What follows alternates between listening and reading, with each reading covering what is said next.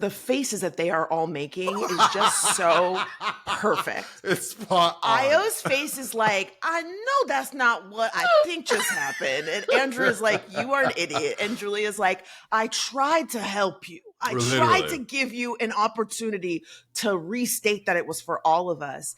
And it is so unfortunate that this is an exemplification of what it is like to be a Black woman in any and every industry. Ooh, wait. No. Listen.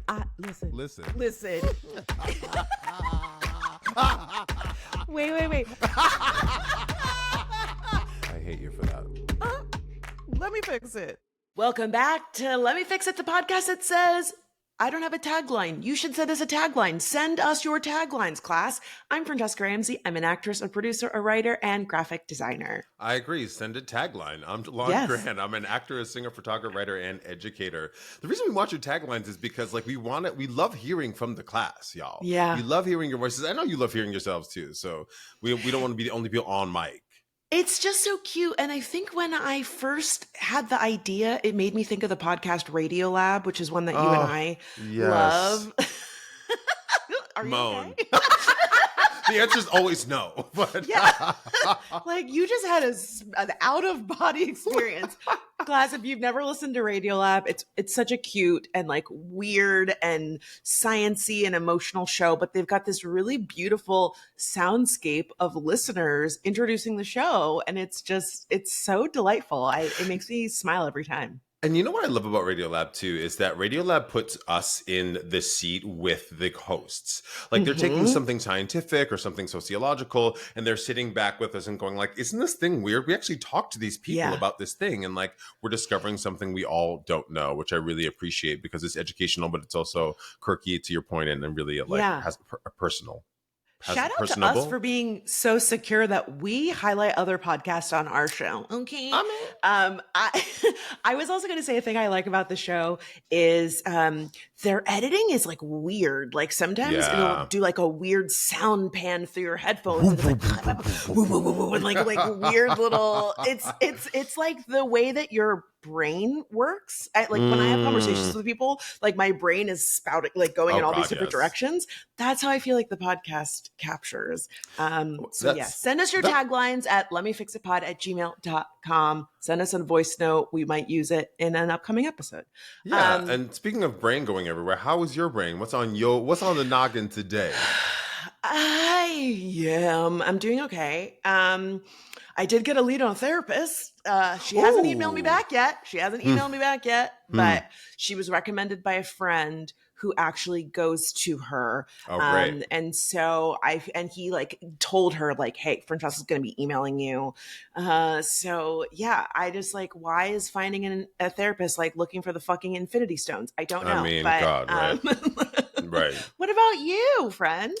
I'm good. I was telling you off mic. I'm just like school started again, so I started teaching, and just the class, the artist life. If you're an artist, I mean, life period, right? Nobody just has one job. You might be a parent, you have relationships, whatever.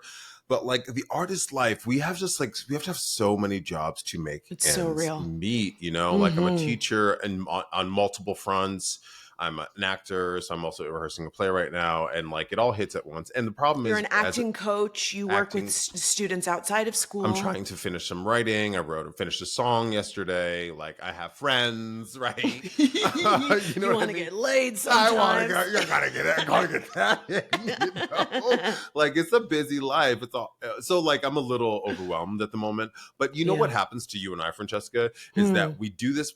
Our plate overfloweth, and then when we ain't got shit on it, what's happening?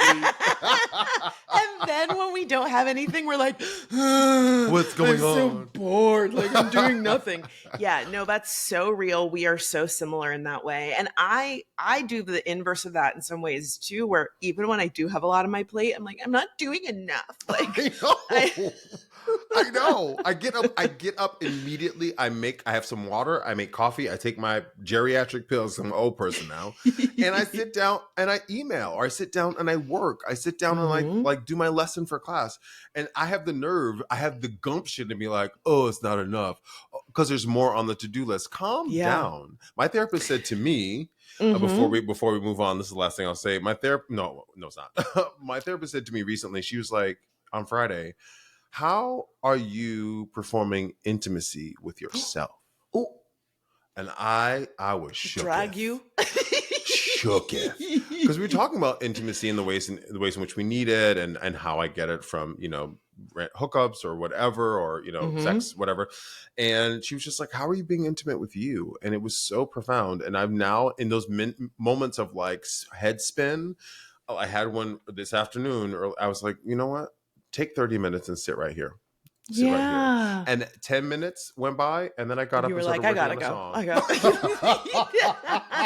I went back to work. Is this over yet?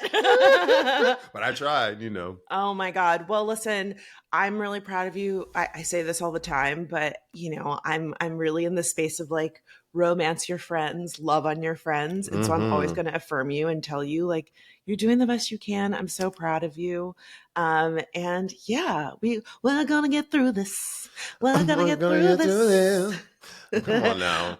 All right, listen, we have so much to talk about this week, so let's dive in. This is Let Me Fix It.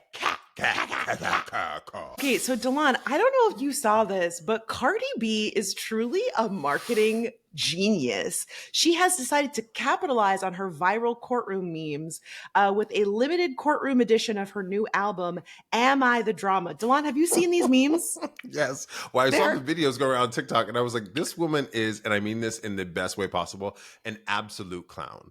She's a clown, and she knows that life is not that serious. Okay, she's a clown in the sense that she doesn't take herself too seriously. But what was incredible about the Courtroom class, if you don't know, that she was being sued by someone who said that, she her former bodyguard or something? No, not her former bodyguard. So basically, Cardi had gone to the OBGYN. This case is like 7 years in the making. She was pregnant with her first kid, and a security guard at the OBGYN tried to film her at her doctor's appointment. And Cardi said, get that fucking phone out of my face. And the security guard alleged that Cardi scratched her and that she needed to get plastic surgery. And Cardi said, like, that's not what happened. I did not put my hands on you.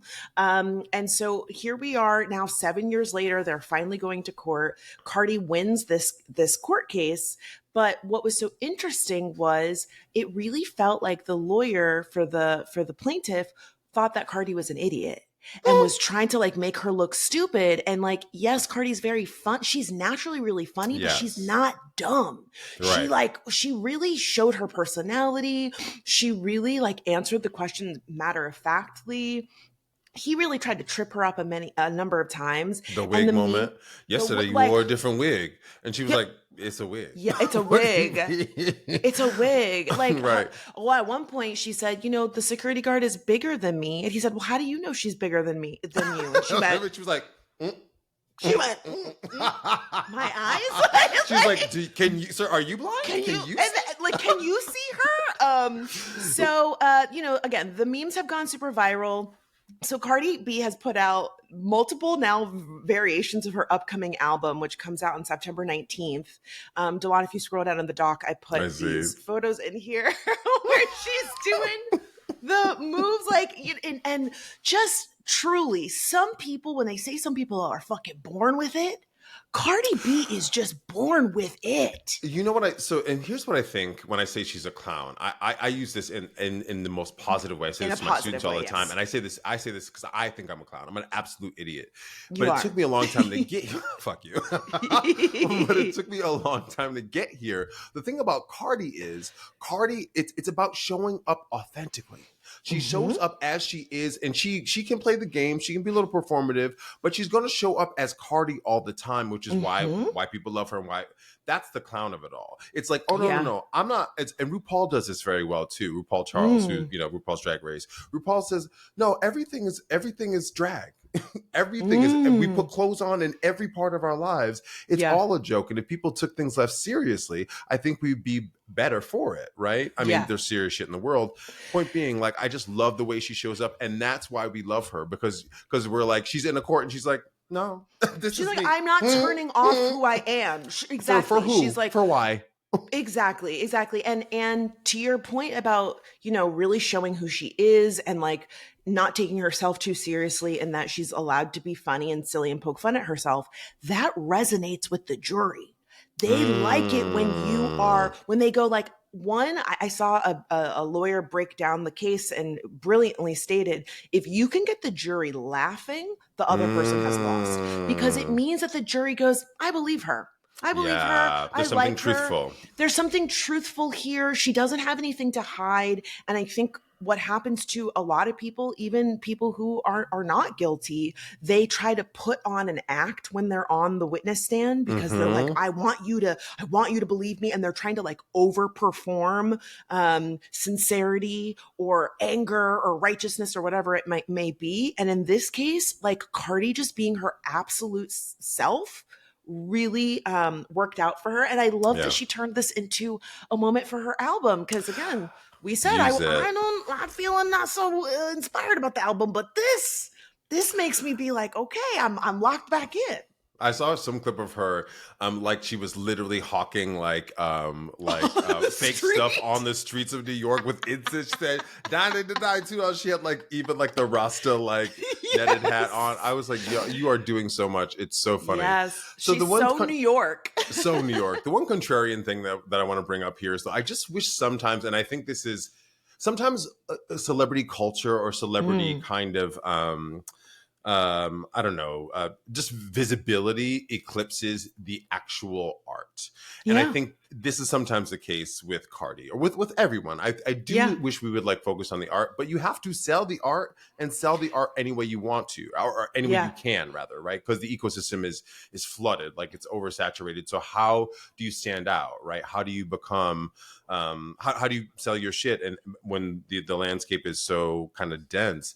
But I just like it's more about what is she doing, what is she saying, the lawsuit, what did she do today versus being like, oh, like I'm inspired by the work, Well, so I think this is a really good example of that. You're not wrong. I mean, I think in Cardi's instance, she went 7 years without putting out an album. You know what I mean? So like Right. there's been singles here and there, and the singles have been really fun. I mean, WAP was a single that was not attached to an album and did really well, and Up, and like there's been a bunch of songs. But I think the other part of that is, for me, I do think Cardi is like a fun performer. I don't go to her for like strong lyrics. And I would say the natural transition for her, I think, is for her to just like be in entertainment full time. Like if this album does well, okay, great. Maybe she'll stay as a rapper, but like I could see her, hosting a new version of What Not to Wear, you know what I mean? And like talking about fashion and being on a red carpet. I could see her. I would love to see her in another movie or a television show. Like, I think she's so funny and charismatic. Yeah, she I really think is. that music, not that it's not her strong suit, but like, I just don't think that's where she really shines, to your point. Like, well, I don't think, that's not why she got a record deal. She got a record deal because of the personality. She got a record deal because of exactly. who she is, right? Yes, versus like exactly. So I think let's switch over to this Ayo Edebiri thing. So Ayo Edebiri, the actress, was praised recently for her response after an interviewer excluded her from like this press tour that she was doing with Julia Roberts and what's his name? Andrew Garfield. So Ayo Edebiri, she's going viral for this response. This was bizarrely excluded from a very poignant question by this interviewer. So she stars in a new film called After the Hunt with Andrew Garfield and Julia Roberts, like I just said. The film follows a Yale University student, Maggie, played by Edebiri, who accuses a professor, Garfield, of rape, and another college professor, Roberts, is caught in the middle of the personal and professional struggle. So this Italian journalist, Federica Polidoro, asked, what do we expect in Hollywood after the Me Too movement and the Black Lives Matter are done, now that they're done? Which is like, the question itself is so poorly framed. Well, and she also said it just like I said it, meaning like she stumbled through it. So she didn't even know what she was saying, right? Yeah. And to be fair, English is not her first language. Sure. But and it is mine. So, but the question itself is like, what are you trying to say here? Right. And then she was like, and she added, it's just to the two of you, meaning Julia Roberts and Andrew Garfield. And they were all kind of confused about it. And then Julia Roberts, they were like, wait, what? And Andrew was like, whoa. He got really uncomfortable. Oh, no, Andrew was like, oh, yeah, no, this is not. He's like, I'm getting out of this. He said, you're not asking a white man to weigh in on Me Too and Black Lives Matter. Not that's today, actually sir. who we should be asking to chime in on it. Ready? But whatever. But to exclude the Black woman on the panel is fucking crazy. It's egregious. Yes. So they're all stunned. Edebiri is stunned in particular. She was letting the interviewer getting away with it. So instead of like allowing the breath, they asked her to repeat the question, and then Edebiri was like, "I know this wasn't for me, and I don't know if it's purposeful. That's not for me or not. I'm just curious. I don't think it's done. I don't think it's done at all. Hashtags might not be used as much, but I do think that there's work being done by activists, by people every day. That's beautiful, important work. That's not finished. That's really, really active for a reason, because this world's really charged, and that work isn't finished at all." What I loved about this response is, I mean, I would have had a neck. I would have had a finger. She just sat there very calm in her beautiful wig. And she was like, no. I'm not going to be disrespected that way. But I'm also, she didn't center herself. She said, no. I'm going to speak now. And I'm just letting you know that there is work being done because it's not over. Case in point, what the fuck just happened in this room? Yeah, I mean, it's truly like this moment. I put a screenshot in here, and the faces that they are all making is just so perfect. It's spot on. Ayo's face is like, I know that's not what I think just happened. And Andrew is like, you are an idiot. And Julia's like, I tried to help you. I tried to give you an opportunity to restate that it was for all of us. And it is so unfortunate that this is an exemplification of what it is like to be a Black woman in any and every industry. Ayo is a very highly decorated actress. Emmy Awards, Golden Globe Awards. I mean, she is at the top of her game, right? And even and in a movie that's getting, lots of rave reviews and is likely going to be an Oscar contender, like she's being set up to be, she's being poised to be an enormous star with a huge career. And even with all of that, she is reduced to being the side character in her own fucking movie. The movie is about her. And this woman said, hey, Black Lives Matter, me too. Who wants to hear from the Black woman? Let's talk to the white woman and the white man. And Crazy. To your point about her showing restraint, I was so proud of her in that moment, but also frustrated for her because she is restraining herself, because the first thing that they will do is paint you as the angry Black woman. Girl. If you roll your neck too much, again, she definitely didn't hide her facial expressions. Right. But even the fact that she has to say, I know it's not for me, and I don't know if it's purposeful or not. We know it was purposeful. Right. We gave you 2 chances to correct it. It hurts my heart that she had to take that position, but like, man, she handled this like a fucking pro. I mean, especially like given it's not even a microaggression. It's just like it's racism at best, right? But like I do think like because we deal with this on a regular basis, being in PWI spaces and just walking through the world as we do. That's why it's frustrating for us, because it's heartbreaking, because we have to do it and we have to laugh things off, or we have to pick our battles. Yes. So the idea that she stood up like this and showed what we have to do, not only what we have to do, but showed other people how it's done is not only heartbreaking, but also like commendable, because again, I would have gave at 42 years old, I would have gave neck. I don't know if I can sit there like that. Yeah. And it started this conversation about the moment. I hate that this happened, but this is, to your point about the macro aggression of it all, this is a prime example that a lot of white people still in 2025 need to see. This shit happens all of the time. And, you know, not to give cookies, but shout out to Julia Roberts, because she really said, I don't know if I heard you correctly. I'm giving you a chance.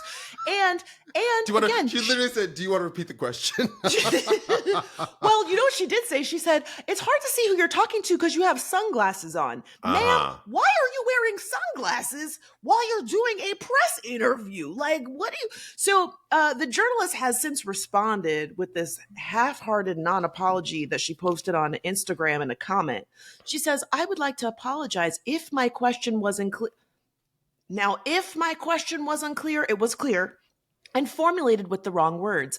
I am Italian mother tongue. What I intended to say was the following. Bitch, you are not... The question is definitely suspect. But the framing is what we are taking issue with here. What I intended to say was the following. Compared to the peak of movements such as Me Too and Black Lives Matter, there now seems to be a more cautious and thoughtful approach in assessing individual responsibilities, rather than rushing into social media trials or collective prejudice. My intention was never to offend, but rather to emphasize the importance of evaluating each case on its own merits with fairness and respect. Ma'am, you still don't get it. What's hard about this for me is that, like, it's a justification for what you did versus just saying, I'm sorry, I didn't mean... I'm sorry that I phrased the question wrong and that it offended. And a full stop, right? Like, I don't need the justification for why you did it. It happened. You did it. I don't know. I just have to say, it's not about the phrasing of the question. It's about deliberately excluding Ayo from the question. The question is not great, but if she had proposed it to all of them, I think this would have been received totally differently. Sure. And again, it wasn't about how she says, my intention wasn't to offend. I mean, and the thing I say all the time is intent over impact. Most times people do not intend to offend someone. I think this was a very clear moment where she just assumed that Ayo wasn't a big character. Did she watch the movie? I don't know. But she clearly seemed to not think that Ayo was as important. I don't think she knew who she was, because Julia Roberts and Andrew Garfield are bigger stars than she is. Yes. No. I don't. Right. You don't have to defend Ayo's. Like, what I'm saying is, like, Andrew Garfield and Julia Roberts are white known actors, and so she's probably like, oh, in Italy, I don't know who this person is, right? And which is even more offensive. Yes, but exactly. Which is even more offensive, considering Ayo is the star of the movie. They don't just have her doing the press tour for funsies. The movie is about her character's journey and experience with getting sexually assaulted and the resulting cover-up and, the racial politics of that. Again, she asked a question about Black Lives Matter. It's just so frustrating to me that, one, she left this as a fucking comment. Like, ma'am, that off the rip shows that you don't give a fuck. You know what I mean? Like, put out a notes app apology at the very least, but to leave it as a comment that's just going to get lost means you don't really care. Well, and I would argue. What's hard about the internet now is, like, once it's out there, it's out there. Like, because everyone has a hot take, everyone has an opinion. Clearly, two podcast co-hosts, but I don't think that, like, saying anything on top of it actually helps it, because the internet's going to take it and run away with it. But, like, I think, I mean, ultimately, you're not going to have a response that makes everybody happy. That's impossible. But I'm of the mind that I would rather you make a genuine attempt to say something rather than this wishy-washy, I'm sorry you were offended, I'm sorry you took it the wrong way, I don't speak English. Like, then just say nothing. Say nothing, because that's not truthful. Because you're also not in control of the narrative. All right. Well, we have another backlash story that I have you heard about? Wait, can I do this one since you did the last one? All right. So Blackish creator Kenya Barris is in the hot seat after he announced that he has a new sitcom in development with CBS that is set in Altadena, which is where the fires took place here in Los Angeles just 9 short months ago. So the Eaton fire in January killed at least 19 people and destroyed thousands of homes. And if you're not familiar with Altadena, it is a historically Black neighborhood. And so it did really feel like, why would you set a comedy of all things in this location? So it is set to star Mike Epps, and it's about two brothers who lose their family home and are forced to live together, and hijinks ensue. And there's been a lot of rightful backlash. So I thought it was ironic because when he posted this on Instagram, he updated the caption to say, "I know a lot of people have a lot of thoughts, but I'm leaving my comments open because this is a space for people to share how they feel." And then he turned them comments right off. I wanted to highlight this comment here because he was going back and forth with people. This person says, completely tone deaf. People haven't even been able to rebuild yet, and this is what we're doing. And Kenya responded, "Ma'am, as a person who has spent their whole career trying to amplify voices of those without a platform, I hope you don't think I would take a tragedy from a city I grew up in and do nothing but try to speak up for the voiceless. We can't allow the machine to always bring us down to the worst case scenario. Would you prefer no one talk about the tragedy? Or even worse yet, someone who doesn't have a deep lobe," he meant love, "for the city of Altadena and its history, question mark, question mark, question mark, question mark. Sir, lower your tone." I mean, I guess he had to rebut somehow if he's leaving the comments open, but yeah, it doesn't seem the right time for this. I also feel like I mean, I see you trying to use the backdrop and like the situation as to spotlight it in some way. Mm-hmm. The comedy side of it is the rough part, I think, for me. It's not like you're doing a documentary. It's not like you're saying, "Hey, yes, we're doing this thing to raise money for this historically Black neighborhood of Altadena." You're saying, "Oh, we're just going to use this as the backdrop while people are still hurting, and yes. while corporations and real estate companies are coming in and trying to take the land to buy the land for cheap because of the tragedy, you know." Yeah, this whole thing is just like bizarre to me. I said the same thing about like, why not do a documentary? Why not do like, a fundraising concert and present it as, like a live concert that has historical interludes and sit down conversations with celebrities and people from Altadena. Like there's a way that they could have done this that would have felt way more respectful. The thing that I think a lot of people are missing from this, as somebody that has been in development and knows how long shit takes, for this to be announced in September and the fires happened in January, that means he pitched this like in February. like, that's crazy. Like, you know what I mean? Like the fires had just freaking happened. And even still, there are so many people that are still displaced. It just feels way too early. And again, I highlighted this comment because I think it's ironic that he says he's speaking up for the voiceless. Sir, the voices of the community were in your comments telling you that they don't think this is appropriate. And you're saying, no, I'm speaking up for y'all.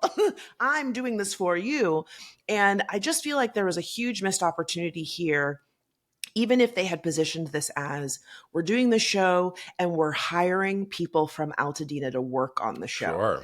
Sure. We're hiring actors, we're hiring crew people. There are a lot of, people that work behind the scenes in film and TV here who were impacted by these fires, we know the industry is already struggling. So, the industry was already hit hard because of the pandemic and then the strikes and then the fires happened. And so, again, the comedy part of it, I don't love, but if this had been announced to say, this is a show about Altadena and we are staffing the crew with people from Altadena, and a portion of the proceeds from the deal that we made at CBS are going back to Altadena, like I think people would have received this very differently.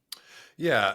And I think too, like I think you can still make the show without fires being the backdrop of it, right? Well, like then it doesn't. it feels like it feels like a feature, not the not the point of what you're doing. Yeah, I mean, yes, I think it.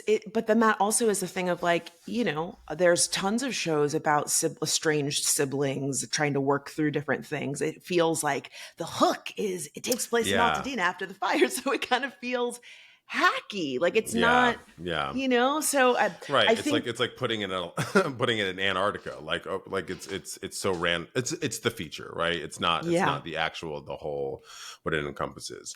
Yeah, I'm curious to see if the show even happens because so many things get announced and we never hear about them again. So it did feel I still premature. Remember that HBO slave TV show where the South won. Remember when that was going to happen? Oh, yeah. And then there was backlash around that. So like some things are announced and then people go, hell no. Yeah. They go away. Somebody else that's done hot water is everyone's favorite woman, Tabitha Brown. So Tabitha Brown says on some social media platform, baby, it's time to get a job as some tough love to entrepreneurs. And it sparks a bunch of debate online. So Tabitha Brown, she's known as Auntie Tab, ruffled some feathers on social media this week after posting a video offering said advice to entrepreneurs. In the video, she said, "This is not to discourage you. Entrepreneurship it's not for everybody. That doesn't mean it's not for you. But right now, these last few years, baby, it ain't working for you. And you're doing a lot robbing Peter to pay Paul. But it's time to get a job." I only laugh because I can hear her voice. But all of it is, it's so grandma, it's so auntie. It's so like, well, let me tell you, Peter to Paul, Jesus, blah, blah. I'm like, girl. Baby. First of all, because ain't nobody asked you. You know what I mean? Ain't nobody came to you and asked, sell me the book, Tab. Sell me the book. So, though well-intentioned, Brown's PSA struck a nerve with a lot of folks. Many found her message to be insensitive and tone-deaf to the reality of the current job market. Between unexpected layoffs and companies replacing people with AI, reports show that the number of unemployed individuals has surpassed the number of job openings, creating a tough job market. Additionally, studies have shown that Black workers, especially Black women, have faced the most job losses, contributing to the climbing Black unemployment rate, especially under Donald Trump. So Tab goes on and she responded to the backlash with a follow-up video. And I thought this was actually phrased pretty well, but I think again the internet takes stuff and it just runs with it, and now it's just that's what it is. That's what the conversation is. You know what I mean? Yeah. So she says, you can dream, you can have a goal, you can have a vision that God has given you. Go ahead. That God has given you, and you can still have a job while pursuing it. I'm not talking about the people who are trying to get jobs. I'm not talking about people who do have a little job and things are still hard. I'm not talking about you. I'm talking about people who have just decided that working is beneath them. Here we go. That's who I'm talking to. I'm not talking to people who are like, Tab, I done tried to get a job. Baby, the key word is try. I'm talking to people who ain't trying. It's giving elitism. It's giving conservatism. It's giving it's giving welfare mamas. This one is here's the thing. The reason I wanted to talk about this is the timeline has like blown up over this, and everybody, this happens a lot where like somebody says something and then everybody piles on, not because they actually have something to say, but they're all like, great, this is going viral. Like I can get some views off of it. And I think it's hard because on the one hand, there are some grains of truth here. I think this is a classic case of right message, wrong messenger. You know what I mean? Where it's like, yes, I see this happen all the time where people have one viral video and they're like, I'm going to quit my job and just be an influencer. And I'm like, no, don't do that. Sure. You still need to keep your day job until you can, have a good nest egg. And this happens a lot with entrepreneurs where they are like, my day job is taking away from my dream. I get it. Like all of those are real things. I think because when the Target boycott happened, I don't know if you saw this, that Tabitha made a video because she has a partnership with Target. Yeah. She's got a lot of products there. And I think that video rubbed a lot of people the wrong way because she was like, hey, y'all, hey, baby, I know that you want to boycott Target, but this is going to hurt. This is going to hurt a lot of Black businesses. And like, right. I think, and again, her feelings were valid. But again, it was kind of like, mama, read the room. Like, people are boycotting Target. They're not just going to go in and only buy your products. And yes, this might end up hurting you, but like, that can't be our cross to bear. That's your tough love, Tab. Exactly. Because I saw people being like, why couldn't you get a 9-to-5 then? That was Right, what's good for the goose is good for the gander. That sounds like a Tab phrase. And here's the thing. And again, to be fair, she is speaking from a place of personal experience. Right. When she started, she was driving an Uber and she was auditioning and she was making TikToks. And, her life changed because of social media. And her story has been really inspiring for that reason. And so I do think and again, to go back to the intentions of it all, her intentions were good, but even if she was only talking to the entrepreneurs, there are no jobs. So right. Okay, you're only talking to entrepreneurs. They're still ass out of luck. There's no jobs out here. Well, I think too, I follow Tabitha, I don't know, a little bit, especially at her when she was rising up. But it seems not congruous with her brand, which is win behind your sales. I'ma pray for you. Yes, baby, you got it. Every year she would post her video of when she went and had that Whole Food sandwich and how that made her viral, right? And so to then go, let me give you some hard advice. Get a job, which is a phrase that is sticky, right? Yeah. Like it's because America's steady trying to tell Black folk in particular, y'all ain't working hard. You're lazy. You welfare babies, all that kind of stuff. And so to hear it come out of her mouth feels like a little bit of I don't want to say a slap in the face, but it just doesn't feel right. And so I understand why people might get a little heated over that because again, we're like, girl, you're our cheerleader, right? We expect you to cheer us on. Yeah, and I think again, this is a perfect example of like her intentions were good. I think she really was hoping to give people a little encouragement. And there were lots of people, I read through her comments, that were saying, this really spoke to me. I've been looking for, I started a business and I know I need to go back and get a job. There were lots of people that talked about how they kept their day job while pursuing their business. And now they've had a lot of success. So I do think this was coming from a place of encouragement, but also to your point about incongruous with the brand, it also felt like she was speaking to one person from her life, that somebody in her life asked her for money. Her daughter, and she was like, a girl. You know what I mean? Because the way she was like, you're borrowing money and you have to pay Peter to pay Paul and you think you're above it and blah, blah, blah, blah, blah. Like, that is not a message that applies to all entrepreneurs. That is a message meant for one specific person. And this is a thing that maybe should have been in the group chat. You know what I mean? Because now, again, people are taking it personally because they're listening and they're saying, to your point about the get a job thing makes a lot of people feel uncomfortable. A lot of people took this and said, I am struggling financially. You are wearing a Cartier bracelet in the video. Right. You have a huge deal with Target. You've got, she had a cartoon that won an Emmy Award. You've got New York Times bestselling books. You have had a lot of success that you worked very hard for and earned.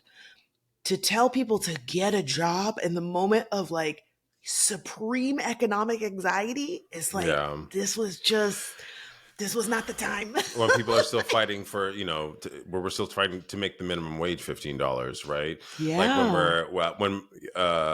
Not for nothing, but I did take her phrasing of little job a little. It's just a little like you're being patronizing. Patronizing. Like you're being talked down to. And again, it's that people are quick to go, oh, you forgot where you came from. We remember, because that's why we love your story. It's because, and dare I say, I always say it, all roads lead back to capitalism. The reason someone said we all think we're temporarily embarrassed millionaires, right? The reason that you exist, Tab, is because of the narrative, because of the story, because I feel like I too can achieve that, right? So we buy your products and we build you up, right? And so that's to kind of talk down to people. It's going to cause a little bit of a backlash. you know, to harken back to our days of the fix, I think if she had made this video and she said, you know, if she had told us like a story and framed it like, you know, when I started out, I really wanted to be an actress and I moved to LA and I was driving an Uber. And let me tell you, it was really, really hard, but I'm so glad I stuck with it. And now, you know, I have this incredible life. And so I just want to tell y'all, if you are an entrepreneur and you have to go back and get a job, it's okay. Don't worry. You know what I mean? Like if she had framed it as like, I've been there. That's cheerleading. Yes. Yes. And also framing it as, and again, I think this is what she tried to do, was to say like, don't feel bad. You're not giving up. You are not a failure because you have to pause and go get a job. But like, because it was like, go get a little job. And it kind of felt like, you're not doing what you're supposed to do. You're borrowing money from people. You're behind on your bills. A lot of people are like, bitch, I'm behind on my bills because I can't fucking find a job. Right. And rent costs what rent costs, you know? Yeah. And like groceries cost what they cost and gas costs what it costs. Like it's not, I'm not out here floundering for no reason, right? Yeah. Like we have to look at all of the circumstances.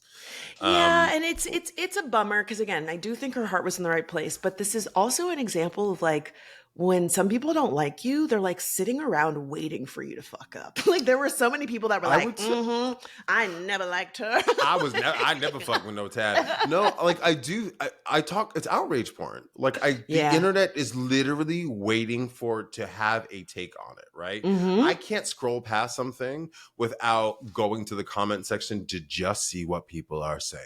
Oh, I mean, I oh my fly God. to the comments. Listen, the comments, sometimes y'all motherfuckers be killing me with these comments. Some of y'all are stand-up comedians. I mean, it's so true. Some of you are so fucking funny. I saw this guy, sorry, it's so random. I saw this heavier guy like doing like these, like this, I don't know, taekwondo and jumping around like crazy and sweating. And someone just said partial arts. Because he was overweight. And I was like, or like a bigger body. And I was like, that is so fucked That up. is so fucking mean. But it's so fucking funny that people I love a pun. I love a pun. And I to your point about the comments, sometimes I think like these, you know, the platforms that pay for viral content, I think they should pay for viral comments. Because sometimes the comments will have like 200,000 likes. And as someone that's had a viral comment, my mentions will be blowing up for weeks, months at a time because people are responding to that viral comment. Put some coin in my pocket since I'm driving traffic too. Also, because my pockets are still a little light. Because Tabitha told me to get a job. Okay. All right. I put this in here as a little bit of news. The hypocrisy with the Trump administration continues to just like astound as the DOJ is looking for a way to possibly ban transgender Americans from owning guns. Now, this is in the wake of the Minneapolis Catholic Church shooting in late August. Senior Justice Department officials are weighing proposals to limit trans people's rights to possess firearms. So if you we'll remember this shooting killed 2 children and injured 21 and was carried out by a 23-year-old trans woman. Now, here's the gag. From January 2013 to the present, there have been more than 5,700 mass shootings in America. And guess how many of them were perpetrated by trans people? 5. Crazy. And honestly, I think that's a stretch because they've had a multiple times where they've been like, oh, the person's trans. And then it comes out they weren't trans. Like they're just like saying that because they're trying to blame trans people for everything. Meanwhile, 98% of mass shooters are men and 54% of them are white. So y'all have been opposed to restricting gun laws, including laws that have been aimed to keep guns away from people with mental health issues. But now y'all said 2 birds with 1 stone. We will say that trans people are mentally ill and we will keep them from having guns and we will continue to marginalize them and other them. And I just really hope that people wake the fuck up, especially conservative gays. Y'all are next. Yeah, they don't like you. Well, I mean, and it's just they've been saying the quiet part out loud. It's not even quiet. They've just been saying what they're doing clearly, and they think we're stupid. Now they're just blatantly like using this as political fodder, using trans people as political fodder. This because they think we won an election with it. Why not just keep going? But what's really fucked up about this is that the NRA came out and said, no. We do not want you to ban guns for anybody. Which I'm not that I'm about, fucking propagating what the NRA is saying, but if the Second Amendment is the Second Amendment, then the Second Amendment is the Second Amendment for everybody. And this is, I think, to zoom out, it's a broader erosion of rights that continue under this administration that we all need to be paying attention to. Because the hypocrisy is, oh no, the Second Amendment is for white men, as is this country. And so the rest of y'all cannot just walk down the street. We're going to, ICE is going to raid your factory and arrest South Koreans who work in that factory when they were given visas to work here, right? Like it's the rest of us, to your point, Fran, like conservative gays, they're coming for all of us. And so if we don't find some kind of community around it, like we are going to end up like Russia, Well, and the other part of it that I think a lot of people are missing is using mental illness as a reason to discriminate people is a very slippery slope. Because if they can say being trans is a mental illness, they can say being gay is a mental illness too, And if you think back to, when people were being institutionalized, there was a time where if a woman got a little too mouthy, they would have your ass institutionalized. And they would say, she's bonkers. Tennessee Williams, who's a playwright, his sister named Rose was one of the first women to have a lobotomy. She had a full frontal lobotomy. Why? Because she was outspoken. Well, there was nothing wrong with her. She was just outspoken, and they were like, she always speaks her mind. And so they gave this woman a lobotomy. Crazy. Oh, yeah. I mean, the Kennedys had a sister that they did a lobotomy on, and they didn't keep her in the public eye.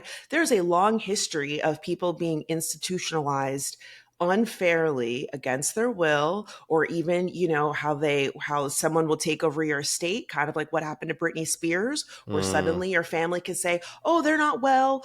This is happening to Wendy Williams right now, where she has been fighting to, regain control of her finances. Like, all of this stuff is interconnected, and it's just so vital that people wake up to the fact that they are targeting trans people, the most marginalized people, the smallest group of people in this country, in order to use them as a testing ground to then enact all sorts of restrictive stuff about our bodies. If they're going to say, oh, anything that you do to affirm your gender is mental illness, okay, what about y'all taking, pills for your fucking hairline? What about that? What about erectile dysfunction or erectile dysfunction or steroids? You know what I mean? Like, come on. Yeah. And I just think too, again, to zoom out, I just think if we don't find some, and this is probably a little Pollyanna, but if we don't find some sense of community and collective, not that we've ever had it, let me be honest, right? We're kind of segmented in different populations, and we're very much a me culture, mine. Like, we will go the way of what happened in World War II. It'll look different. I don't think there's going to be another Holocaust, not to, just kind of throw that out there. But I do think we will lose control over the representatives representing us. And I think we're kind of already there. And I think we need to start looking at them and going, the political class, the billionaire class, and this is so crazy for me to say because I just have not felt this until post 2024. But like the billionaire class, the political class are not fighting for us. I don't feel like most of them are they've never been fighting for us. Well, I mean, I personally, speaking from the eye, had a little bit of faith that, like, even though I don't feel like I vote, and I don't feel like my vote because of the collective or because of the what's it called? The college, the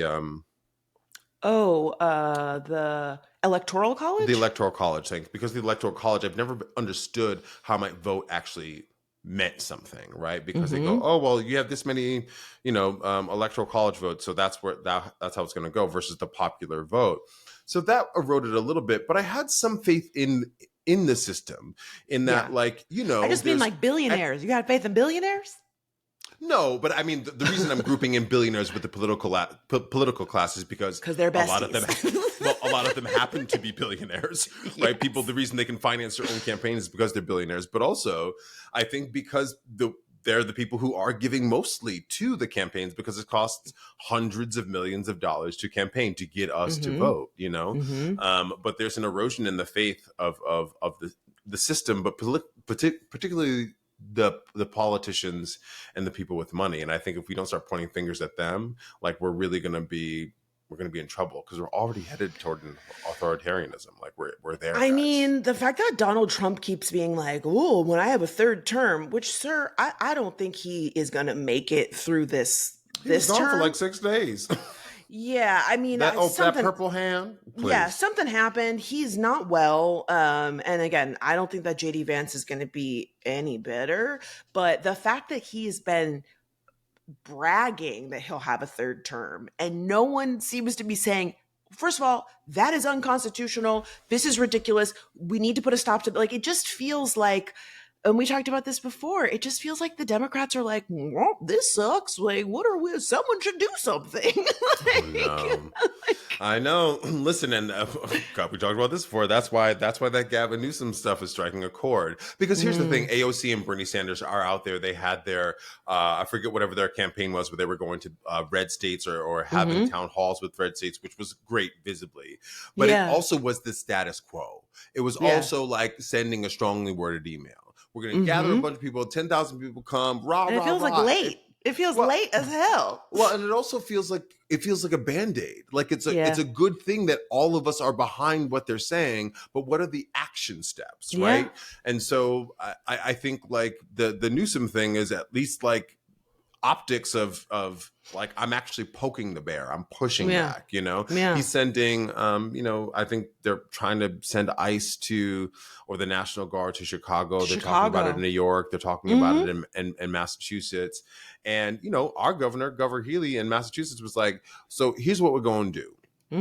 For the Robert F. Kennedy and the CDC, we're not listening to them. So any insurer that wants to insure in Massachusetts has to adhere to the Massachusetts State Doctors Board and some other board. And I was like, see, now that's what I'm talking about. Yeah, like action steps, right? And in Chicago, they have a bunch of ICE, like salt trucks that they've lined up to block ICE or not ICE, the National Guard when they do come, right? So action steps. It's slow. To your point, it's late, but it's happening in some capacity. Something better than nothing. All right, okay. Anyway, speaking of late, so the Arkansas farmers are facing bankruptcy under Trump's tariffs, but they still support this motherfucker. They still support the tariffs. Y'all are in a cult. Y'all are in a cult. Racism, listen, guys, racism, misogyny does not pay your ass. I'm telling you right now. It's a drug. Right, it is. So 1 in 3 Arkansas farmers are facing bankruptcy due to the rising cost of supplies and goods, meaning fuel, fertilizer, feed, seed, and labor because of Donald Trump's tariff war.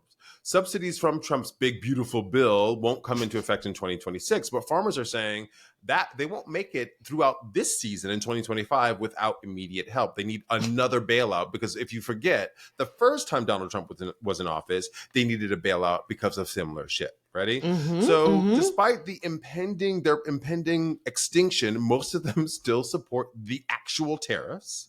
They also don't regret voting for Donald Trump. Because they don't understand what tariffs are. Well, they better, because they're currently paying them. They're currently suffering the repercussions of it. Yeah. 60% of Arkansans voted for Donald Trump in 2024. I guess it's just our own demise, man. I guess this is what we're doing. Yeah. It's so frustrating that even when presented with, hey, here's a bad thing that he did, here's something that Trump did that is negatively affecting you, how do you feel about it? They're like, well, I still like him. They are in this abusive relationship with him because even when they talk about something I see all the time is they will post on social media and they will write these posts as if Donald Trump himself is reading them. They're like, hey, President Trump, I voted for you 3 times and I really love you and everything that you've done is great. But one little thing, I might be homeless tomorrow. Like they have to add all of these caveats to let him know I really like you and you're great. And it's infuriating, but it's also so sad. Like it's pathetic. I would say like they're in an abusive relationship with whiteness is what I would say. That is Honestly, fair. because I think that is the reason that because the question is, well, why did they vote for Trump? It's the economy, stupid. The groceries, the like. And now we're sitting here, groceries are the same, gas are the same, people about to lose their farms are like, well, I still would have voted for him. I love Donald Trump. And I'm like, it's representation of themselves. Oh, 1000%. Did you see the Epstein victim who said that she voted for Trump? And she's real upset that he said that this whole Epstein thing is a hoax and we shouldn't care. And she was on CNN blubbering and crying. And to your point about the whiteness of it all, it's like, I believe victims, what happened to her is fucking disgusting. And she and all of Epstein's victims deserve justice.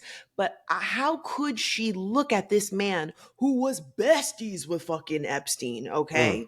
And also was found liable for sexual assault, for raping someone, and grab them by the pussy and also saying sexual stuff about his daughter. In what world did you think that man had your best interest at heart? Whiteness. And I literally, you just thought he will protect white people. And this is all the pendulum swing from Obama.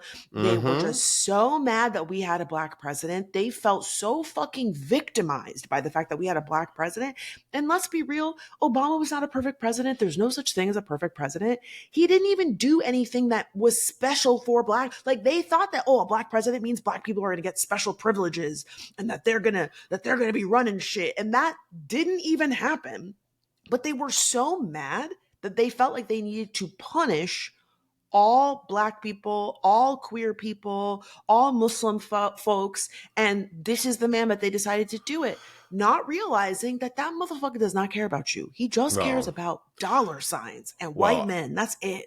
Well, and there's the irony, right? They thought, he just cares about white people, white men. So like, yeah, double down. But this is probably a little too empathetic, but I'll also say, and this is somebody else speaking through me, so I can't remember where I heard this or where this thought came into my head. Okay. But it's also fear. I think they thought when this is what's happening with Mom Donnie in New York, they think, if he gets into office, he's going to punish everybody who's rich. He's going to punish everybody who's Jewish in New York. No, same thing happened with Obama. And why did they think that? Because all that's what the shit white people have done. Well, no, in the history. Yeah. In the history of the world, all of the shit white people have done to people of color, they go, oh God, they're going to do that to us. Power, and how about us just being who we've been and just going like, well, listen, the guilt and the shame of what you've done have to be enough because like we all have to live in this together. Right. Yeah. I'm not saying it's forgiveness, meaning forget that shit. But it's also like, no, I can't be you because like doing it to you doesn't get me anything. You know what I mean? But that shows your guilt and fear. I'm not going to give up my humanity just in an effort to like get my lick back. And I think you're so right. The fear is coming from, because isn't there some statistic? I mean, I think this is really pushing their whole like, oh my God, the birth rate is down. We need to get rid of birth control. We need to get rid of abortion. That there's some statistic that says white people are going to be the minority by like 2030 something. That terrifies them. Yeah. That really, really scares them. And if we're really talking about it, they are the global minority. They are the global minority. They just have a lot of the institutional power and the capital. But the thought that like because they stole it, but hello. Right. And I think it's all of those things. I think it's a fundamental misunderstanding of the history of our world, and that things have been whitewashed and we're watching that happen right now with Trump wanting to, take exhibits out of the Smithsonian. All of that stuff leads to people when you have amnesia about the past, it influences how you operate in the present. And so that these people really are moving in a way that like doesn't acknowledge the harm that they've caused and that they've benefited from, and not understanding why we're freaking skeptical, why we're angry, why we are pushing for a more equitable world because we don't want to go back. And again, the whole Make America Great Again thing, they want to go back. They want to go back. And it's just so frustrating to me that so many people now want us to care because the shit's impacting them. And I just fuck around and find out. Y'all, the farmers in Arkansas are finding out. The one thing I also want to say about these Arkansas people is we talked about this kind of in a recent episode too. It's that it's just so ironic or crazy to me that y'all are talking about blue and red states. And this is a great example of a red ass state with their hand out, asking to be bailed out again. So who is bailing you out? The federal government? Who subsidizes most of the tax revenue to the federal government? That would be the blue states you hate. So that also it pisses me off with this bullshit too, because you're the ones villainizing us. You're the ones villainized, but then you're the one talking about robbing Peter to pay Paul. You're the one with your hand out. It's crazy to me, and I just like that. I don't think it's hypocritical. It's just ironic, or I don't. What is the word, class? Tell us what the word is. I think it's both. I think it's a little bit of both, because these are the people who are always about small, limited government and not wanting to have social services and no free health care, no student loan debt relief, and then your hospital closes in your neighborhood, and you're going, what? Yeah, no, cuts to Medicare and Medicaid, go get a job. They don't want to have SNAP and welfare, and they don't want, free lunch for elementary school students. No help if you've had a natural disaster. They are always about cutting things left and right if they believe it helps Black and brown people. Me, mine.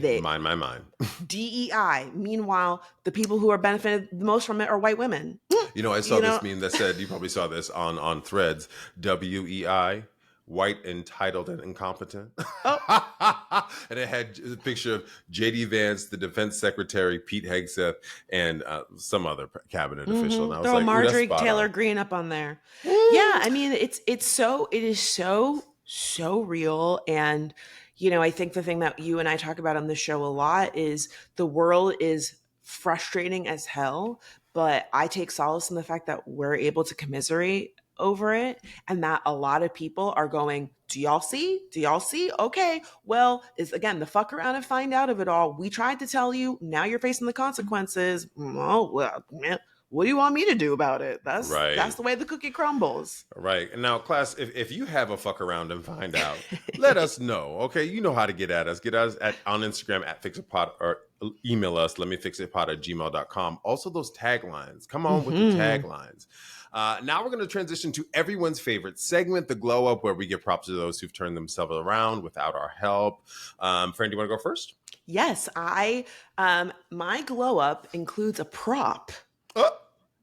I know. Okay, my Glow Up is this. It's called a massage ball. Have you ever seen one of these before? No. So, class, I've talked about my back a number of times on the show. This is a massage ball that you use to get out knots in your back. This one's really cool too because it opens and it can get so you can put it between the spine. Yes, you can put it in, or in your shoulder blade. When I tell you, a lot of times people will use a tennis ball, but this is where it's at. This is a hard ball, and this one is from Trigger Point. When I tell you my back has never felt better, I will be laying on this thing, moaning and groaning until the cows come home, and then I get up. You sound like you're right on TikTok Shop. Oh my God, you guys just hit the little orange button in the left-hand corner so I can get my commission. My trainer told me to buy this because, they have one of those Theraguns. Have you seen those before? It's a thing that massages but you can't your back. Get back there with all that. Right. Well, I don't have one, but my trainer has one. So sometimes if I'm like, I have one spot in my shoulder blade, I don't know why it's always bothering me. And I was doing the tennis ball. It wasn't working. I was doing the Theragun and it was helping, but not enough. This has been the game changer. Okay. This has given my back a full-blown glow up. I use it honestly like every day. And it's just been so great. So if you're somebody that deals with back pain or any pain really, like if you have tightness in your hips or in your neck, you can lay on this and it's like getting a massage where somebody is working into that spot in your back. What's it called? It's called a massage ball, but this one is called Trigger Point. And like I said, what I like about it is it opens up so that you can get two spots at the same time. So that's my glow up this week. Get that trigger point to blow that back out, girl. Okay. Flex said, what are you doing in here? You okay? I'm like, oh. Wait, sometimes though, when it gets in there, the eyes roll back in their head. You're like, help me, Jesus, because it be tight. Yes, I'm doing that for free every single day because I was going to get massages and I, trying to tighten up this wallet. So I said, I'm going to be laying on my own floor, working my own knots out. Saving some dollars. With the help of a massage ball. I heard that. What's your glow up this week? So this is a little funny. Mine goes to CoStar. Class, do you have CoStar? CoStar is this astrology app where you put in all the demographics that we all know, right? The time you were born, the day you were born, all the kind of things. It gives you your sun, your moon, your rising, and all those things. But Fran and I have talked about this before, and I've commiserated with other friends about this. CoStar they give you like a daily message, right? And just the last couple of weeks, I forgot about CoStar, and I think I opened the app talking to somebody else, and so those messages have come back up. These daily messages are just sometimes so on point, and then sometimes just like banging you in the face. So I had a whole shady. But also like they've been really poignant. So I had a whole therapy session and I was like really struggling with this thing about just like being transparent and being like not lying by omission, right? Just like not saying the important thing that I really want to say. And CoStar the next day was like, you don't have you can tell the truth when you're ready. And I was like, oh my God. And then or something like that. I was like, oh, that's great, because I was struggling with like just the moral question of truth, right? And not like lying, but again, a lie by omission or feeling like I was omitting something. And then I had a bunch of text messages. You know me and texting friends. Sometimes I'm hot, sometimes I'm cold. Most of the times it's Antarctica. Most of the times it's icy. But I was like trying to get back to text messages and I was like a little overwhelmed. And then CoStar popped up. It said, throw your phone in the sea. I said, girl, say less. Say less. Well, then how would I get my CoStar fix? Well, right. I think that's the solve, right? It's saying you don't need your phone. You don't need your fix. So I just thought that was really cheeky and cute because, again, usually it is shady, but as of late, it's been like really supporting whatever kind of anxiety or feeling I've had. So go ahead, CoStar. If whoever does that, I don't know how you do it, but that shit is spot on. I got one recently that said, change your habits to match your goals, not the other way around. And I went, ooh, read me, drag me. That's real for you, girl, because you love your routine, your habit, but like, are they always congruous with what you want to achieve? Yes. Right? The idea that like you have certain goals and if you think like, oh, I'm not going to achieve them, rather than making changes in your daily life in order to get the things that you want. And so that really spoke to me. I wrote that on my little sticky note and I put it up in my bathroom and it's guiding me as I try to get some of these projects done. So shout out to CoStar. This is not sponsored, but I don't even know how you would get a sponsorship from CoStar. I mean, because it's free as far as I know. But, all right, class. Now we want to hear from you. Are you an astrology girly? What's your big three? Tell us in the comments, or maybe you would like to suggest a TV show, a celeb, or a brand that we should fix in a future episode. Tell us in the comments or hit us up on Instagram at FixItPod or email us lemmefixitpod@gmail.com. We already said send us a voice note with your tagline. We cannot wait to hear them. And you know where to get us, right here on YouTube. But hit that notification bell if you can, and or subscribe. If you're new, we're glad to have you. We appreciate you. We're here every Wednesday. I'm Delon. I'm Francesca. And this was Lemme Fix It. Da-da-da.